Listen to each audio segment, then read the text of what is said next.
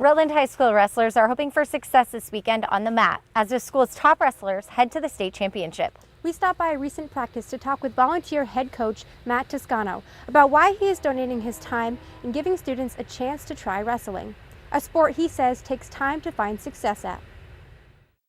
Matthew Tuscano, head wrestling coach for Rutland High School, is a Fairhaven Slater graduate with a background in wrestling. Matt was a member of the University of Southern Maine's wrestling team for 4 years in college and tells us this sport is one you have to work at to find success. It's an investment from year to year to year, and the reason why I dedicate my time to it is what I learned from having to win 3 matches my freshman year and what it took from year to year, the investment, and what I learned from that is the reason why I make sure that I continue to do it today, so kids have that opportunity to learn what I learned and why I'm where I'm at in my life today. So it's kind of a pay it forward type deal. Matt isn't paid to coach at RHS. He, along with assistant coach Shane Warner, are here week after week, volunteering their time. I took over 4 years ago. I inherited 4 seniors and a junior,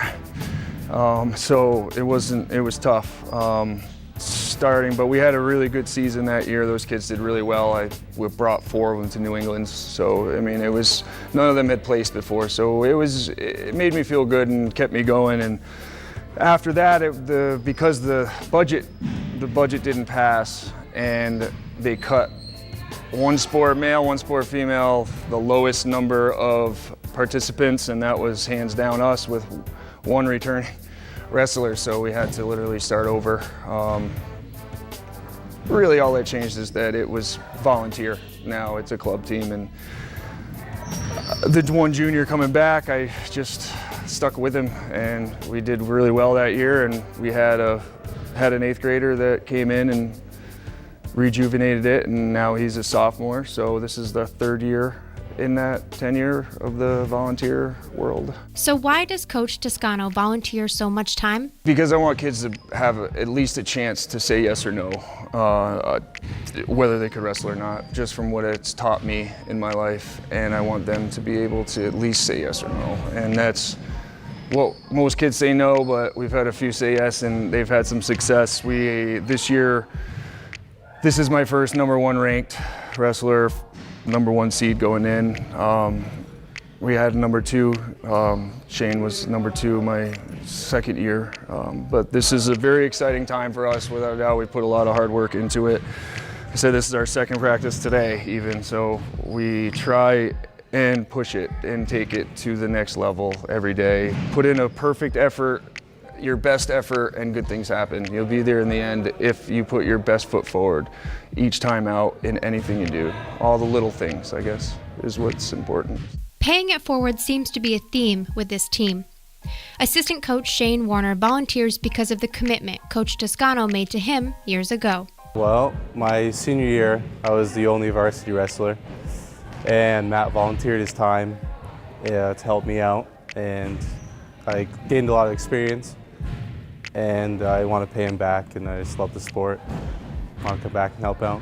Matt credits the wrestlers practicing here for their dedication and commitment to the program. We have Dakota Peters on top in the orange shirt, and we have Hunter Cameron in the black shirt on the top, and both are sophomores, which is awesome. They're both going to be back for another 2 years at least, and they are both 2 of the hardest working kids that I've come across. They've bought in 100%, and we get along really well, and they really balance that line very well, and so do I. When it's go time, it's go time. The other times we have fun, and Dakota is at 145, Hunter is at 138.